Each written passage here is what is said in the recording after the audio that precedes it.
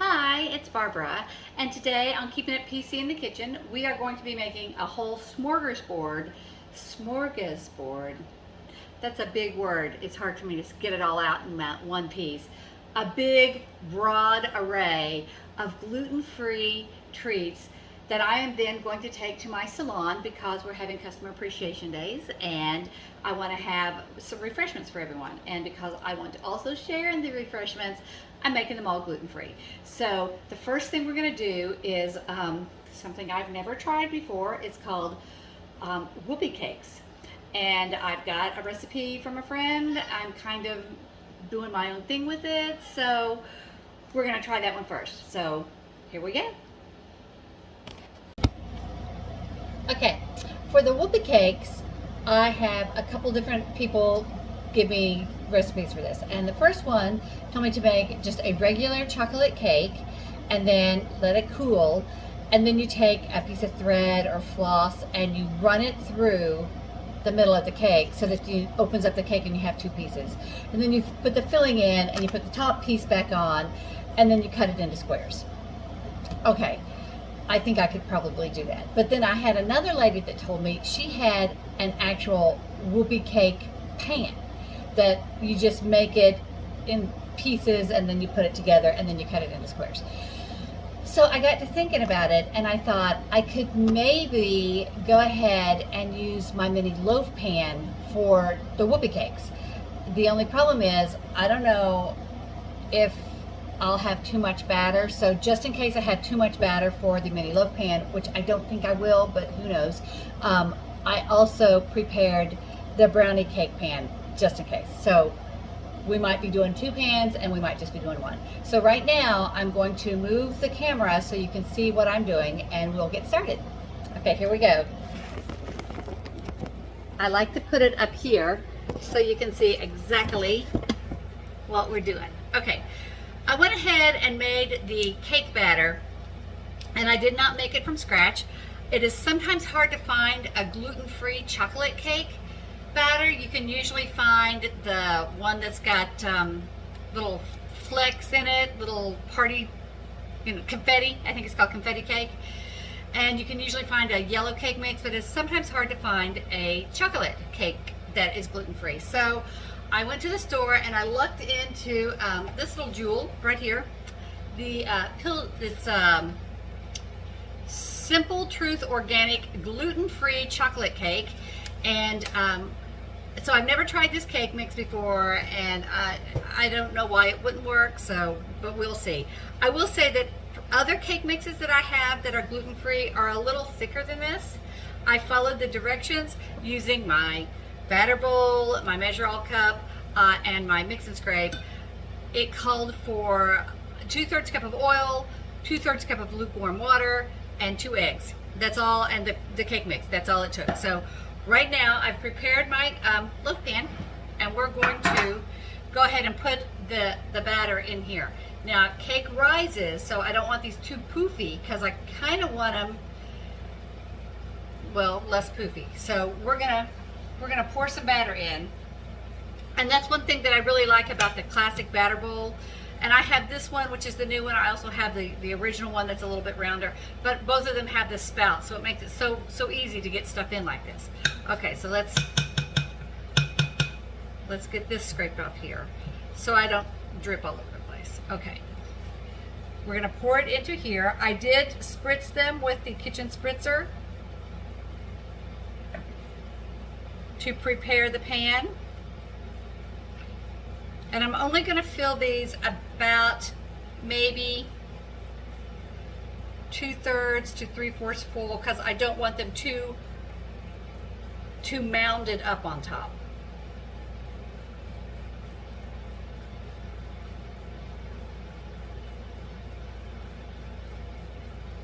Once we get these in, we're going to bake them.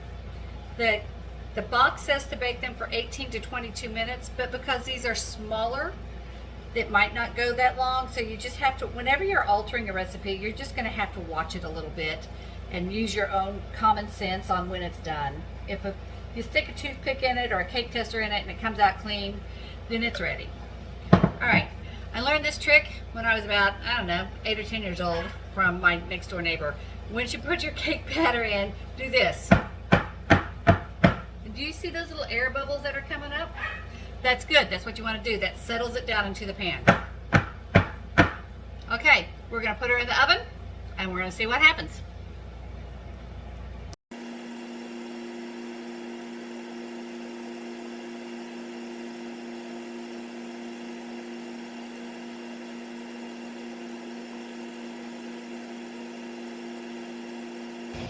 Hi. While we're waiting for our muffins, pancakes to get done, I just wanted to tell you something that I found out the hard way.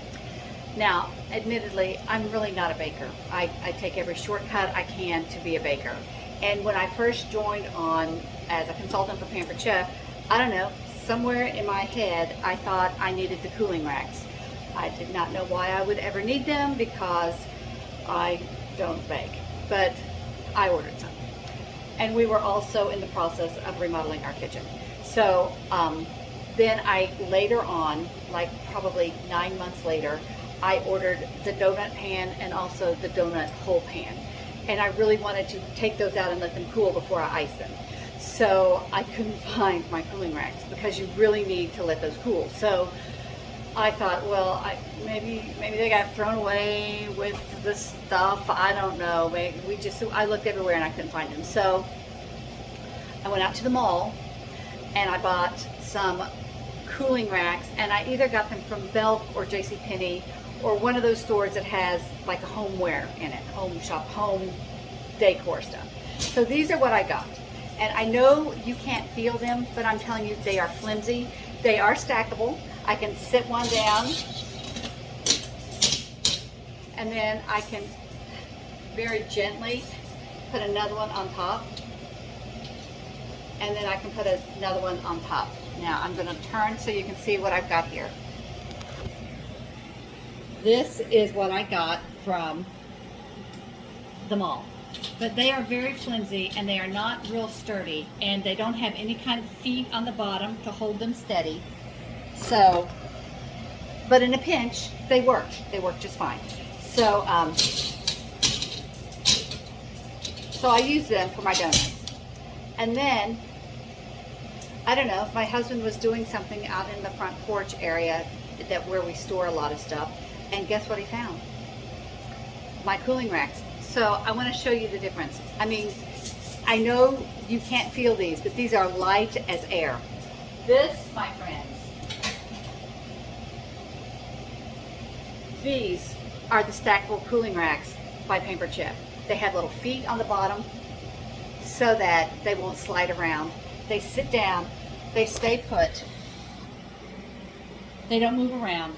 They are sturdy. I mean, look at this, sturdy. They are awesome. You can use one or you can use them both. They stack easily. It's not like a puzzle trying to get them together. They're awesome. So if you're like me and you're not much of a baker, but sometimes you think maybe I might need to cool something on a cooling rack, it is worth it to get these. They're top. Now I've got about 2 minutes and my timer's going to go off, and we're going to get those whoopee cakes out and flip them out to cool.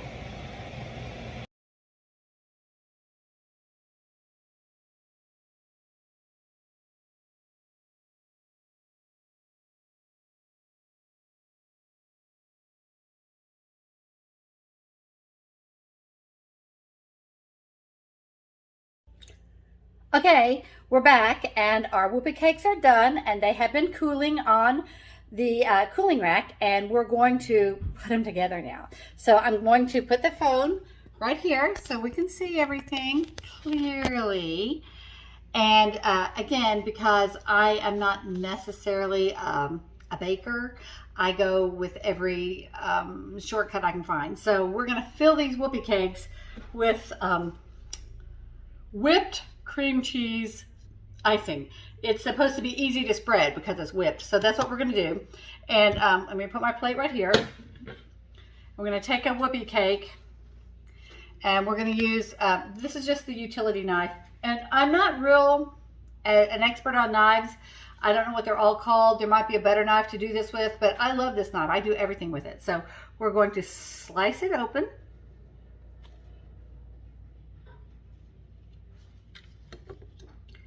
And we're going to put the top back over here. We're going to use the skinny scraper and just scrape out a little bit of the icing. Oh, that is airy.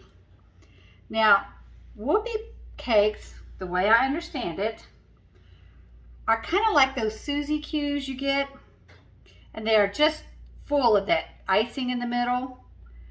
And I guess you could just use white icing, or you could make your own icing if you're better in the kitchen baking than I am. But I'm just putting a slathering of it on there, and then we're going to put the top on. And that's it. There's your Whoopee cake right there. So we're going to finish doing these, and then we're going to talk about it.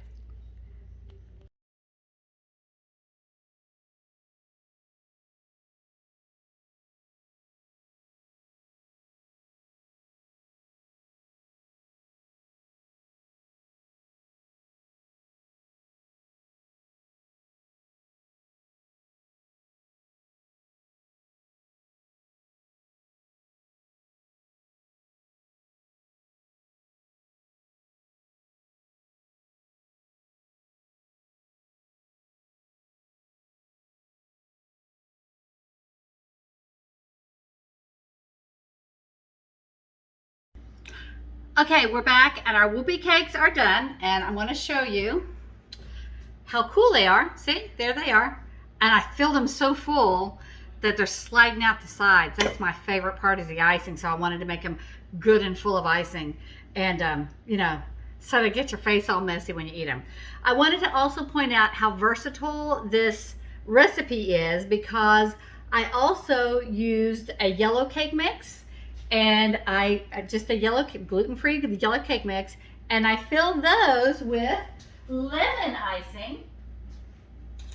Ta-da! Here they are. These are the let's see if I can set this down here.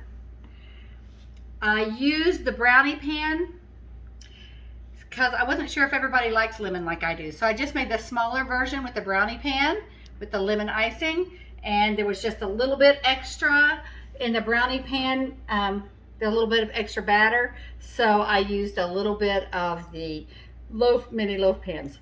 There it is, gluten-free Whoopee cakes, the shortcut way. This is it for this episode of Keeping It PC in the Kitchen. If there's anything you would like me to demonstrate, comment below, and if I have it, I'll show it. Also, please subscribe. I'm new to the whole YouTube thing, so I forgot to tell you to subscribe. So do that, and also comment below, and if I have it, I'll show it. Thank you. Bye-bye.